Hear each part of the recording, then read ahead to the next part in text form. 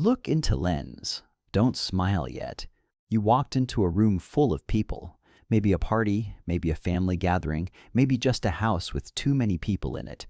And your dog who had been perfectly happy 5 minutes ago, doing their own thing, found you within 30 seconds, crossed the entire room, and just sat on your foot. Pause. Not because they wanted something, not because they were scared or overwhelmed, just to know where you were. That's not loyalty. That's not some cute quirk of dog behavior you file away and forget. Researchers have a specific name for what that is. And once you understand it, everything about what you actually are to your dog changes. Remember that weight. The small specific pressure of them sitting on your foot. We'll come back to it.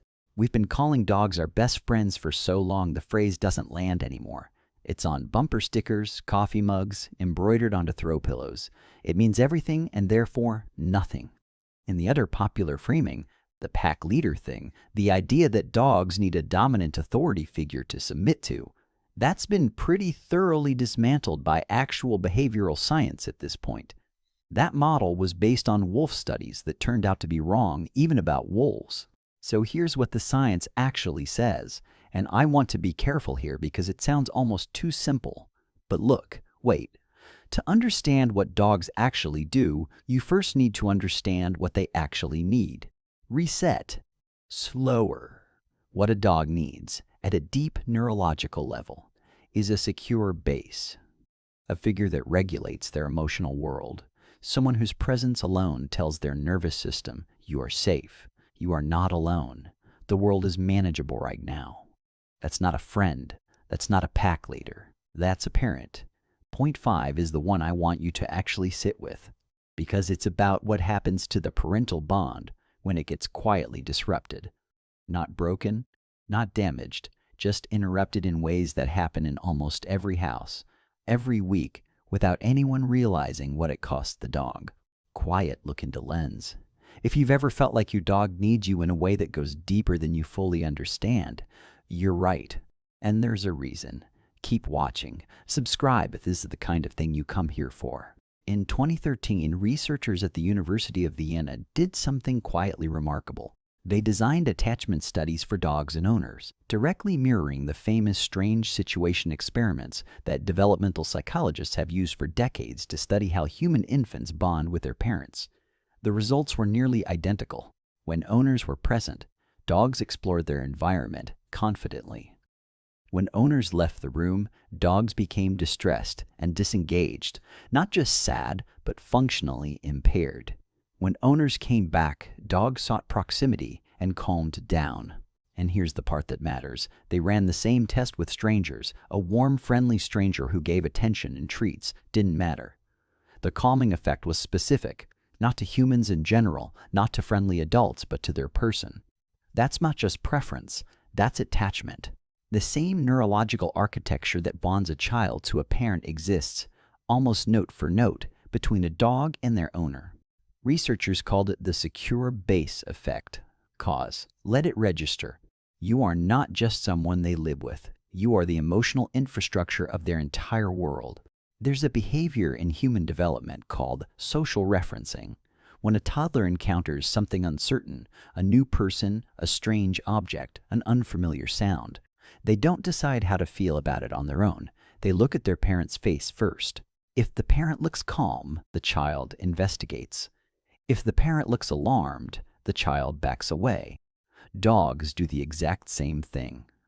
It's documented, repeatable, and once you notice it, impossible to unsee. You open a weird-looking box. Your dog doesn't know what it is, so they don't look at the box. They look at your face. If you're relaxed, they approach. If you go tense, they pull back. They are reading you for safety information. Constantly. That thing they do where they glance back over their shoulder mid-walk in a new neighborhood, that's not distraction. That's a check-in. A quick report filed with the parent. Is this okay? Are we okay? That thing where they look up at you during the zoomies, mid-sprint, seemingly for no reason. Same thing. Still good? Still safe? Your emotional state is their weather forecast. Every single day, they are looking at your face to decide how the world feels. Every article ever written about dogs following you, room to room, goes immediately to separation anxiety. And sometimes, yes, that's what it is. But most of the time, for most dogs, it's something completely different. It's called Velcro behavior. And before you start diagnosing your dog, consider this. Human toddlers follow their parents everywhere too.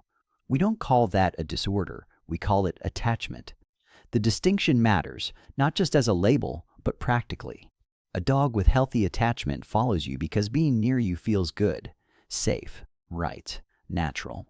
Their nervous system is simply doing what attached nervous systems do, staying close to the secure base. A dog with actual separation anxiety follows you because distance from you feels catastrophic. Their heart rate spikes. Their cortisol surges. They cannot self-regulate at all when you're out of sight. One is a dog saying, "I love being near you." The other is a dog saying, "I cannot function without you in my field of vision." Both look identical from the outside. Most owners have never actually stopped to ask which one they're watching, because both look like a dog following you into the bathroom. Slow down. Be present here. Understanding the difference changes how you respond. It changes what your dog actually needs from you. This one stings a little. I'm going to ask you to stay with it. Children of consistently anxious parents show significantly higher rates of anxious behavior themselves, not because anxiety is contagious in some mystical sense, but because children co-regulate their nervous systems through their attachment figure. When that figure is dysregulated, the child has no stable foundation to borrow calm from. The anchor is wobbling, so they wobble too. Dogs run on the same system.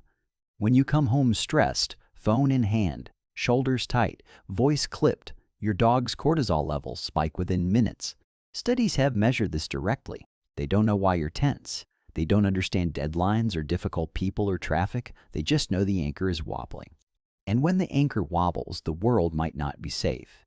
The behavioral result looks like this: zoomies that feel frantic rather than joyful, barking at things they'd normally ignore, clinginess that tips into genuine distress, destructive behavior that seems to cluster on your worst weeks. You've probably blamed the dog for some of that. The dog was just reading the room. Your room. Pause. No judgment, just truth. You have more influence over your dog's inner life than any training technique ever invented. This is the one I promised you, and it's not dramatic. There's no single event, no trauma. What disrupts a parental bond with dogs or with children is the quiet accumulation of small moments where you were physically present but emotionally absent, scrolling your phone while they try to engage you, saying their name and then immediately looking away, making eye contact and then breaking it for a notification, being in the same room for 3 hours without once actually acknowledging them. Your dog doesn't experience this as, "My owner is busy." They experience it as, "My secure base is here, but not available." And that specific gap, present but unreachable, is where anxiety grows. There's a finding in human attachment research that is genuinely uncomfortable. Inconsistent availability is more destabilizing than consistent absence. A parent who is sometimes warm and sometimes checked out creates more insecurity in a child than a parent who is simply, predictably, gone. Your dog would rather you be at work than home, but unreachable. Hold the silence. Let that land. This isn't about guilt. It's about understanding what you're communicating without knowing you're communicating anything at all. Being a secure base does not mean being available every second. It doesn't mean sitting on the floor all day or putting your phone in another room forever. It means being reliable in the moments that actually matter to them. What that looks like, practically: a real greeting when you come home, 30 seconds of genuine attention, not a distracted hand wave on your way to the kitchen, following through when you call their name instead of calling it, and then ignoring them when they arrive, staying grounded in new or overwhelming environments rather than transmitting your own nerves straight into theirs, and being findable, letting them cross a crowded room and find you there, present, not buried in your phone. You don't have to be a perfect parent. You just have to be a consistent one.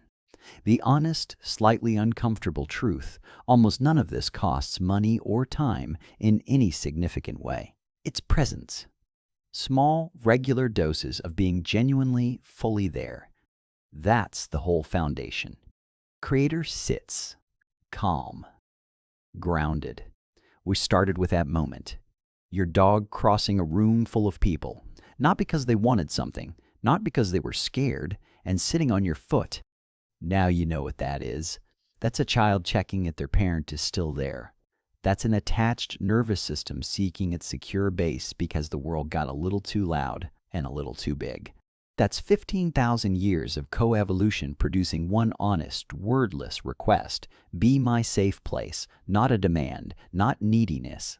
A relationship, the deepest kind either of you is capable of, expressed through a dog finding you in a crowd and exhaling. Long pause. Quiet. That weight on your foot, the one I mentioned at the very start. You felt it 100 times. Maybe you shuffled them off because you needed to move. Maybe you barely registered it. Maybe you smiled and kept talking to whoever was next to you. Softer now. But that's your dog doing the most honest thing they know how to do. Finding the one person whose presence makes the world feel survivable and just staying close to them. You are not their owner. You are not their best friend in the bumper sticker sense. You are the first thing they look for when they're scared. You are the reason they can be brave when they're not. That's not a small thing. That's everything. Share this with someone whose dog deserves to be understood that deeply. Bede. No music swell, just quiet and the weight of it.